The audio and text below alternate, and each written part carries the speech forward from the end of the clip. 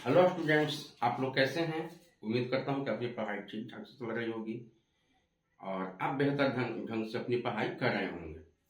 तो चलिए देखिए, ये विज्ञान का आज हमने 10 ऑब्जेक्टिव्स लिया है जो हर कंपटीशन के लिए जरूरी है। तो उसे हम देखेंगे और इसका हम लोग समझ के साथ में इसको हम पढ़ेंगे। तो चलिए देखते हैं। पहला क्वेश्चन है कि व्यवसायिक स्तर पर इथेनॉल के उत्पादन के लिए किस सूक्ष्म जीव का व्यापक रूप से उपयोग किया जाता है। ये सारे टॉपिक्स हमने लिया है सूक्ष्म जीवों से। सूक्ष्म जीवों में कौन हमारे मित्र हैं, कौन हमारे शत्रु हैं, इससे लिया गया है। तो चलिए, इसका पहला है ऑप्शन है लैक्टोबैसिलस, बी में सैक्रोमाइसेप्स सेरेविसिया, और सी में एस्परगिलिस, डी में क्लोस्ट्रीडियम ब्यूटाइलिस। तो ये 4 ऑप्शन है। फिर से एक बार, व्यवसायिक स्तर पर एथेनॉल के उत्पादन के लिए, एथेनॉल माने अल्कोहल के उत्पादन करने के लिए किस सूक्ष्म जीव का व्यापक रूप से उपयोग किया जाता है। तो हम लोगों ने पहले भी पढ़ा है कि किण्वन के द्वारा ये शराब का उत्पादन किया जाता है, अल्कोहल का उत्पादन किया जाता है, और इसमें मुख्य रूप से भाग लेते हैं ईस्ट। लेकिन ईस्ट जो यहाँ पर दिया रहता, ईस्ट भी दिया जा सकता था, लेकिन ईस्ट ना दे करके इसका बायोलॉजिकल जो नेम है वो दे दिया गया है। तो ईस्ट का बायोलॉजिकल नेम है आपका सैक्रोमाइसेस सेरेविसिया। क्या नाम है? सैक्रोमाइसेस सेरेविसिया। तो आप ध्यान देंगे कि व्यावसायिक स्तर पर इथेनॉल माने अल्कोहल का जो उत्पादन किया जाता है उसके लिए व्यापक रूप से किस सूक्ष्म जीव का उपयोग किया जाता है? तो सैक्रोमाइसेस सेरेविसिया यानी ईस्ट का। तो चलो ये हम मार देते हैं आंसर नंबर बी। ठीक है, चलिए अब यहां देखेंगे क्वेश्चन नंबर 2 में देखेंगे, पेनिसिलिन नामक एंटीबायोटिक का उत्पादन किस सूक्ष्म जीव से किया जाता है। पेनिसिलिन नामक एंटीबायोटिक का उत्पादन किस सूक्ष्म जीव से किया जाता है। तो आप समझ जाइए, इसमें से बहुत क्वेश्चन बनेंगे। पेनिसिलिन एक प्रकार का क्या है? एंटीबायोटिक है। तो एंटीबायोटिक है तो इसका उत्पादन किस भाई सूक्ष्म जीव से किया जाता है। ए में है जीवाणु, बी में है कवक, सी में है विषाणु और डी में है शैवाल। तो इसका जो एंटीबायोटिक जो बनाए जाते हैं वे बनाए जाते हैं कवक से, यानी फंगस यानी फंजाई, फंजाई के द्वारा बनाया जाता है। तो कौन है? कवक। ठीक है ना। चलिए अब क्वेश्चन नंबर चलते हैं हम लोग 3 में। व्यवसायिक रूप से माने व्यापारिक रूप से साइट्रिक एसिड के उत्पादन के लिए किस कवक का उपयोग किया जाता है। ध्यान रखिए, यहां कह रहा है कि कवक, तो यहां पर सीधा एक और प्रश्न बनेगा कि व्यावसायिक रूप से जो हम साइट्रिक एसिड का उत्पादन करते हैं वो क्या चीज से होता है? कवक से होता है। ये कवक उत्पादन में भाग लेता है, साइट्रिक एसिड के उत्पादन में। ध्यान रखेंगे। तो व्यावसायिक रूप से साइट्रिक एसिड के उत्पादन के लिए किस कवक का उपयोग किया जाता है? किस कवक का उपयोग किया जाता है? कवक तो भाग लेता ही है, लेकिन कौन सा कवक का उपयोग किया जाता है? ए में एस्परगिलिस नाइजर, बी में सैक्रोमाइसेस सेरेविसिया, सी में पेनिसिलियम नोटेटम, डी में क्लोस्ट्रीडियम। तो कौन भाग लेता है इसमें? तो एस्परगिलस नाइजर भाग लेता है। इसमें एस्परगिलस नाइजर भाग लेता है जो साइट्रिक एसिड के उत्पादन किया जाता है व्यापारिक रूप से बड़े पैमाने पर। तो आंसर नंबर हो जाएगा ए। 3 का कौन हो जाएगा? ए। चलिए चौथा, ब्रेड बनाने की प्रक्रिया में आटे को फुलाने के लिए किस सूक्ष्म जीव का उपयोग किया जाता है। आप लोग ब्रेड खाते होंगे। ब्रेड कैसा होता है? फूला फूला होता है, ब्रेड होता है जो आप लोग खाते हैं। कई प्रकार का ब्रेड खाए होंगे। तो ब्रेड बनाने की प्रक्रिया में आटे को फुलाने के लिए किस सूक्ष्म जीव का उपयोग किया जाता है। ए में बैक्टीरिया, बी में ईस्ट, ईस्ट को खमीर भी बोलते हैं, ईस्ट को हम लोग खमीर भी बोलते हैं। तो सी में प्रोटोजोआ, डी में शैवाल। तो कौन हो जाएगा? हम लोग ब्रेड बनाते हैं तो ब्रेड बनाने के लिए घर में रोटी भी बनाते हैं, तो रोटी बढ़िया बढ़िया मतलब कि फूले मुलायम रोटी हो तो आटे को सान करके गूंथ करके और उसको आधे घंटे अगर छोड़ देते हैं तो उसमें खमीर उत्पन्न हो जाता है, ईस्ट उत्पन्न हो जाता है और वो रोटी आपका बढ़िया बनता है। सो ब्रेड बनाने के लिए भी कौन होगा? ईस्ट यानी कि खमीर। आंसर हो जाएगा ईस्ट यानी कि खमीर। चलिए पांचवा देखते हैं। बायोगैस का प्रमुख घटक क्या है जिसके उत्पादन में सूक्ष्म जीव शामिल होते हैं? बायोगैस यानी गोबर गैस, गोबर से जो गैस बनाए जाते हैं। तो बायोगैस का प्रमुख घटक क्या है? घटक मतलब क्या होता है? अब ये हो गया यहाँ घटक, तो घटक मतलब क्या हो जाता है? कोई बड़ी ऐसी चीज का निर्माण करना जिसका यह प्रमुख तत्व होता है। जो कोई चीज बड़ी चीजें बनाई गई उसमें का एक प्रमुख तत्व जिससे वो बड़ी चीज तैयार की जाती है उसको हम क्या कहेंगे? घटक। तो हम यहाँ पर देखेंगे बायोगैस का प्रमुख घटक क्या है, माने बायोगैस जो बनता है तो इसमें से कौन ऐसा चीज है जो उपयोग उसका होता है बायोगैस बनाने के लिए?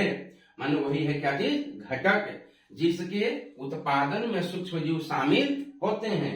ए में कार्बन डाइऑक्साइड, बी में हाइड्रोजन, सी में मीथेन, डी में ऑक्सीजन।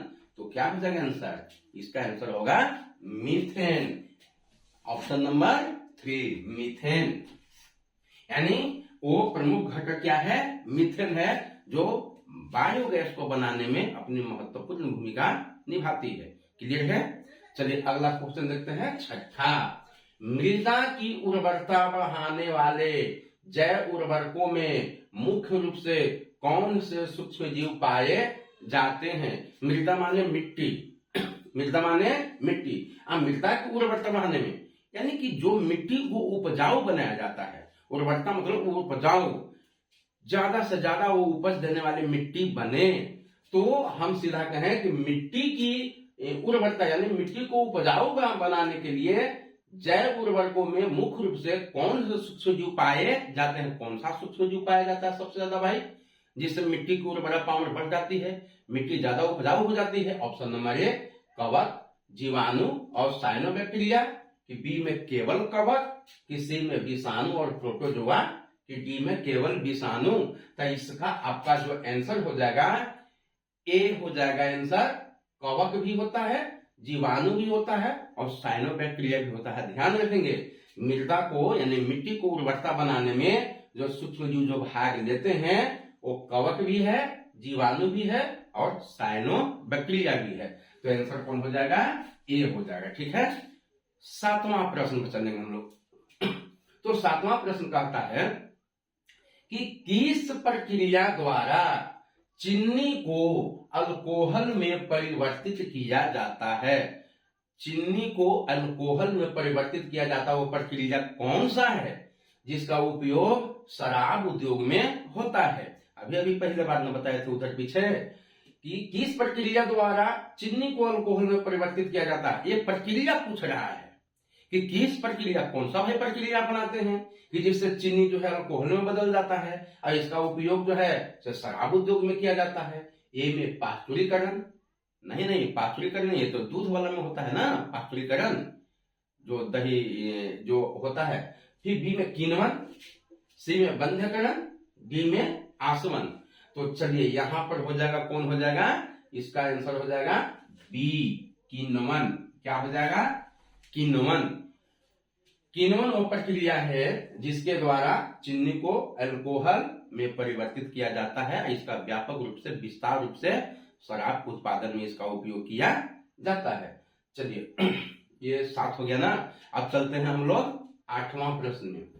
काली खांसी और डिप्थीरिया जैसे संक्रामक रोगों की रोकथाम में किस सूक्ष्म जीव व्युत्पन्न उत्पाद की महत्वपूर्ण भूमिका होती है? कहता है कि काली खांसी और डिप्थीरिया जैसे संक्रामक रोग को रोकथाम में कौन सा सूक्ष्म जीव है जो मतलब कि अपनी महत्वपूर्ण भूमिका निभाती है? ए में विटामिन है, कि बी में एंजाइम है, कि सी में एंटीबायोटिक्स है, कि डी में हार्मोन है। तो प्रतिजैविक न होता है जो रोग प्रतिरोधी क्षमता को बढ़ाता है, तब न जाकर के वो संक्रामक रोग वाला जो सूक्ष्म जीव है वो समाप्त होता है और फिर वो रोग हमारा क्या हो जाता है, शांत हो जाता है। तो एंटीबायोटिक यानी कि प्रतिजैविक, वो चीज को क्या कहेंगे, एंटीबायोटिक यानी प्रतिजैविक। तो आंसर कौन हो जाएगा, सी। यानी कि यही वह सूक्ष्म जीव है जिसके द्वारा दवा बनाया जाता है, सूक्ष्म जीव के द्वारा एंटीबायोटिक्स यानी प्रतिजैविक, जो काली खांसी और डिप्थीरिया जैसे संक्रामक रोगों को समाप्त करती है, इलाज करती है। चलिए, तो 8वां का कौन हो गया, सी हो गया। 9वां प्रश्न में चलेंगे हम लोग। प्रथम खोजी गई एंटीबायोटिक कौन सी थी? प्रथम खोजी गई एंटीबायोटिक कौन सी थी?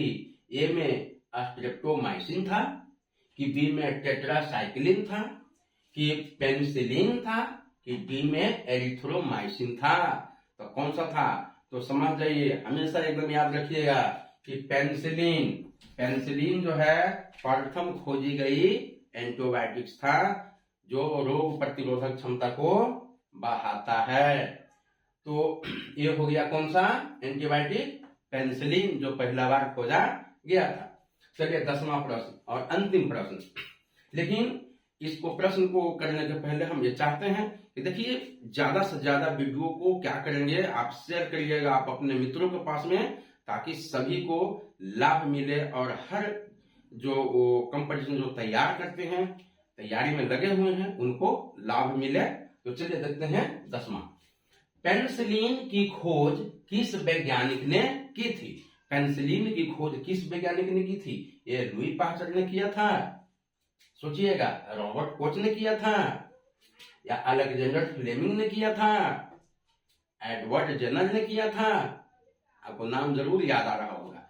आप यदि भूल भी गए होंगे तो नाम जो सुना सुना जो दिखाई दे रहा है, आप क्लियर हैं, आपकी सोच सही जा रही है।